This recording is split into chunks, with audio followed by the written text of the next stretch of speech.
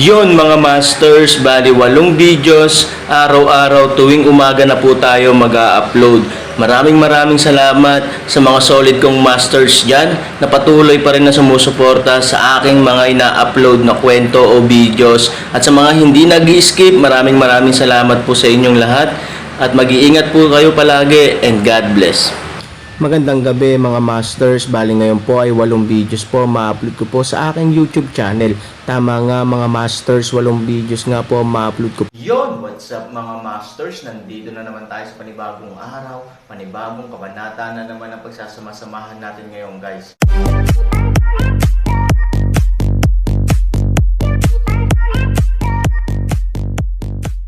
Bali mga masters, kung bago ka pa lang po sa aking YouTube channel, please click the subscribe button, lalong-lalo na po yung notification bell guys, para maging connected pa rin tayo sa isa't isa at maging updated kayo sa mga susunod ko pang video. Bali mga masters, bago natin umpisahan ng kwento ay mag-shoutout po muna tayo para sa mga solid nating tagapakinig. Shoutout kay Richard David at shoutout kay Benji Hortelano. Yun na nga mga masters, no? Bali hindi na ito patagalin. In 3, 2, 1, let's go!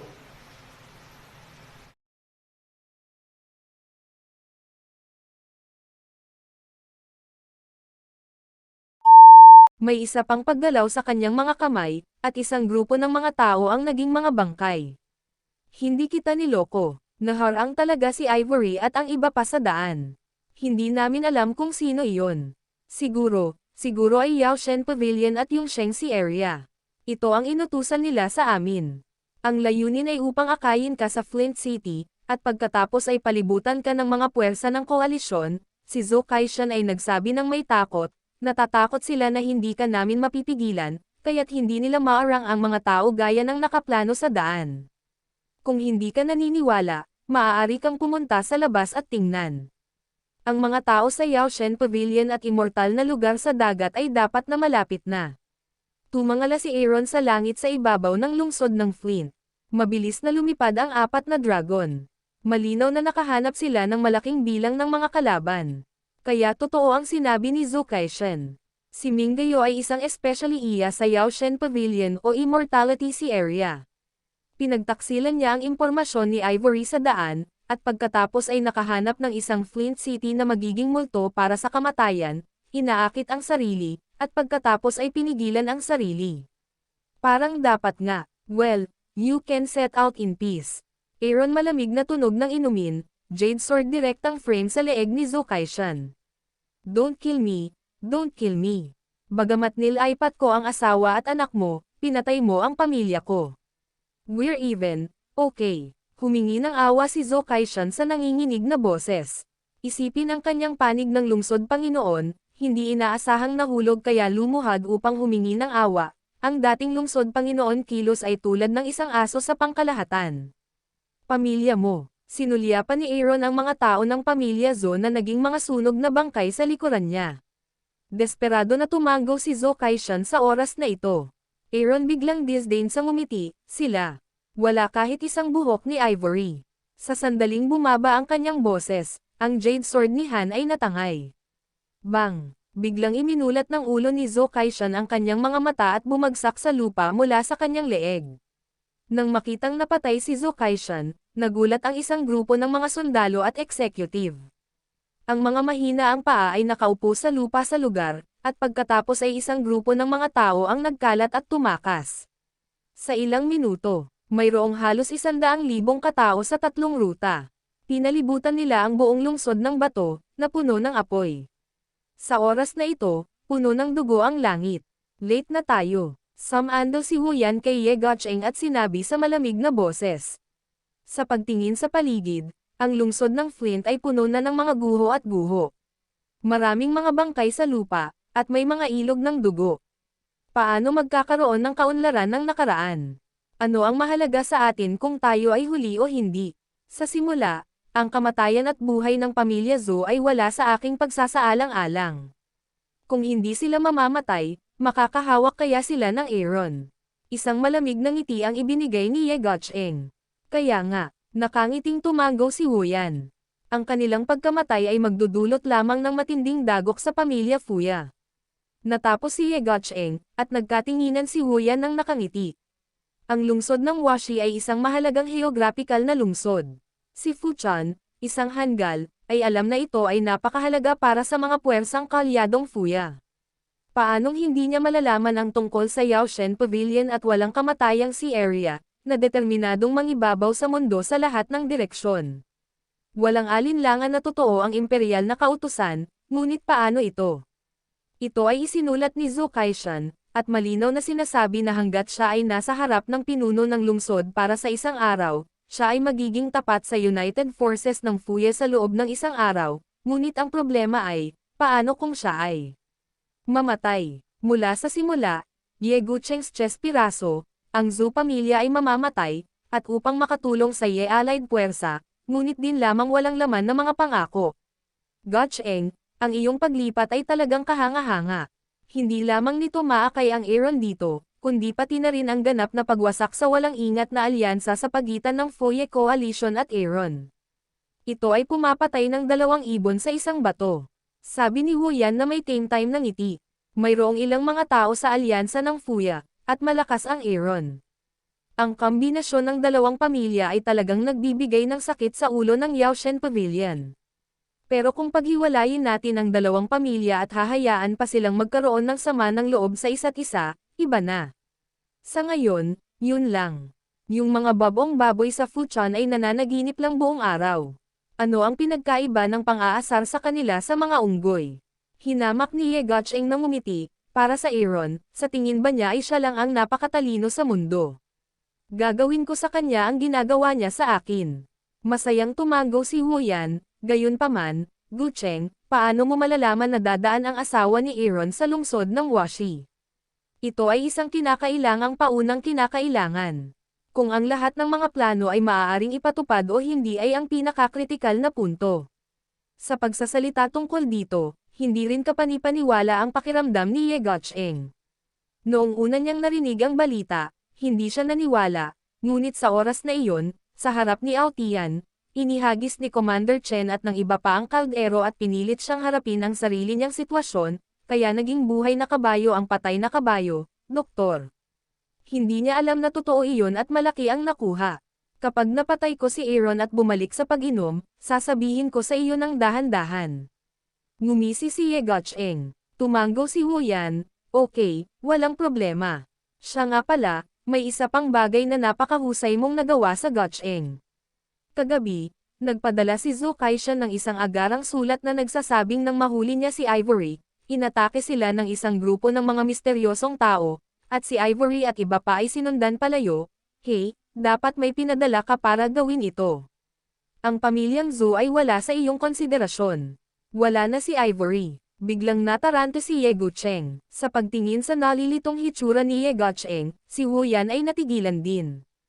Hindi ba inayos ito ni Ye Guocheng ng pribado? Hindi mo inayos. Nagdududa si Huyan. Kailan ko ito inayos? Hindi mo ako kinakausap tungkol sa isang mahalagang bagay hanggang ngayon. Galit si Ye Guocheng. Ako, alam kong hindi mo mapagkakatiwalaan ang pamilya Zhou, kaya, naisip ko na palihim kang nagpadala ng isang mantis para manghuli ng mga cicadas, at nasa likod ang dilaw na maya. Yellow finch fart, ngayon daw tayo mantis. Biglang sumimangot si Ye Guocheng. Ano ang kahulugan nito? Nako, kahit na ano, ang Aaron ay nakapasok na sa lungsod ng Flint gaya ng inaasahan namin. Para sa amin, ang layunin ay nakamit. Hindi alam ni Huyan Zhen kung ano ang nangyari. Paano niya nalaman ang mga kakaibang bagay dito? Ngunit ang kanyang mga salita ay may kahulugan. Gusto ni Ye Guocheng, Yaoshen Pavilion at yung Shengxi area ang buhay ng Aaron. Para naman kay Ivory, gaano sila kahalaga? Anyway, hindi mahalaga kung buhay pa si Han Sani o hindi. Siguro ang messenger ang may gawa nito. Bulong ni Ye Guocheng sa kanyang puso. Kaya lang, para saan ang gustong igapos ng taong iyon kay Ivory?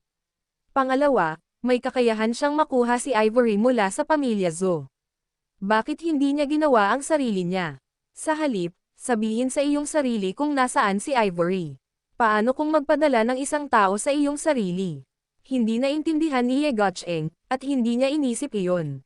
Dahil sa oras na ito, nagdala si Aotian ng ilang eksperto para pumunta dito ng personal. Lonely City, ang ganda. Maganda ang mood ni Ao Tianfei pagdating kay Ye Guocheng. Si Han Sanchen, na dumaranas ng malubhang problemang ito, ay sa wakas ay parang tigre sa isang hola, hawak ang mga kamay ng buhay at kamatayan. Ang malungkot na lungsod ay isang maliit na pamamaraan lamang. Nagkunwaring mahinhin si Ye Guocheng at sinabing, ang pinuno ng clan na si Ao ang talagang umaasa sa iyong tiwala at suporta. Kung hindi, paano ito magiging epektibo ngayon? Well, mahinhin, napakahinhin. Gusto ko ang isang mahinhin at matalinong binata na tulad mo. Tumawa si Ao Tian, pagkatapos ay bumaling kay Ao Yong at sinabing, kung ang mga hindi karapat-dapat na anak na lalaki ng aking pamilya Ao ay may malungkot na lungsod, hinding-hindi ako mag-aalala tungkol dito. Natatakot ako na itinaboy nila ang tuktok ng asol na bundok pababa mula sa ang altar. Nakangiting sinabi ni Ao Yong, maparaan talaga si Young Master Ye. Isa siyang bihirang talento. Sa pagkakataong ito, kaya na niyang kabkuban ang Aaron sa Washi City. Chief Ao, kung sa tingin mo ay hindi ka kasing galing ni Ye, madali lang. Bakit hindi mo kunin si Young Master Ye bilang iyong ampon? Kumunat ang noo ni Ao Tian. Tumanggo si Ao Yong, ngunit tinapik niya ang isang pang-itaas na jade sa kanyang mga braso. Ang planong palibutan at sugpuin ang Aaron ay matagumpay, natural na alam ni Ao Yong kung kanino ang pangkalahatang kalakaran. Ang nangungunang jade na ipinadala ni Ye Guocheng ay hindi kasing halaga ng jade mismo. Director Ao, mahal mo ako. How can I be a lonely city? Sabi ni Ye Guocheng na may maling ngiti. Hindi, sa tingin ko tama si Ao Yong. Sa kasalukuyan, kung gusto kong maging una sa mundo sa eternal na si area, natural na kailangan ko ang lahat ng uri ng talento. Ikaw ay bata, promising at napakatalino. Sa pagkakataong ito ay mayroon ka gumawa ng magagandang tagumpay, na talagang nagpapasaya sa akin, kunin kita bilang aking anak na ampon. Sa sandaling bumaba ang boses, si Wu Yan at ang iba pa ay nasa sabik na tumingin kay Ye Guocheng. Bagamat napahiya si Ye Guocheng sa kanyang mukha, tapat siyang lumuhad sa kanyang paanan, nakita ko ang aking adoptive father sa Guocheng. Hahaha, bumangon ka, anak ko. Tumawa si Ao Tian at madalang na masaya. Sa likod niya, parang atay ng baboy ang mukha ni Commander Chen. Ang pangit ng mukha niya. Ang kaligayahan ay kaligayahan ng iba, at ang acid ay sa kanya. Pagkatapos ng maraming pagsusumikap, naging phoenix si Ye Guocheng. Kagalang-galang na Panginoon, magaling na ako ngayon. Dati, ang mga nasasakupan mo lang ang nangahas na tumalon para magulat. Ngayon, anak ni Ao Tian, natatakot akong hindi kanya titigan sa mata. Tahimik na sabi ni Commander Chen. Bagamat nakangiti si Wang Wanzi sa kanyang mukha, halatang galit siya sa kanyang mga mata. Talagang tumama sa kanyang isipan ang mga sinabi ni Commander Chen. Natural na hindi napansin ni Ye Guocheng at ng kanyang gang na nakangiti si Wang Wanzi, at lubusan silang nahuhulog sa kagalakan ni Ao Tian sa pagtanggap sa kanyang ampon. Well, we can stop this little thing for a while, kasi marami pang masasayang bagay na naghihintay sa atin. Tumawa si Ao Tian. Tumanggo silang lahat at tumingin sa Flint City na purgatorio na. Ang malaking pader ng lungsod ay puno ng mga puwang, at hindi mabilang na mga tao ang tumatakas sa oras na ito. Sa likod nila ay ang mga sundalo ng Flint City. Ang mga sundalong ito ay matagal nang nawala ang orihinal na hitsura ng pagpapanatili ng kaayusan. Sa oras na ito, kailangan nilang itulak palayo ang lahat ng mga tao sa lungsod na naharang sa kanilang harapan at gustong umalis sa bangungot na lupain sa lalong madaling panahon. At halos sa mga tao sa lungsod hindi malayo sa likod, Aaron sa oras na ito ay dahan-daang lumabas. Sa kanyang mga kamay, hawak niya ang isang dagwang ulo. At ang ulong iyon ay kay Zhu Kaishan. Ang Aaron, na puno ng dugo, ay nakatayo doon, malamig na nakatingin sa lahat ng tropa ng koalisyon sa pinangyarihan. Ngunit saglit, 10,000 tao ang biglang nakaramdam ng lamig at walang hangin, at maraming tao ang yamakap sa kanilang katawan. Ano yun? Ang demonyong galing sa impyerno. Yun na nga mga masters, no? Bali panibagong kabanata na naman yung natapos natin ngayong gabi. Muli, maraming salamat po.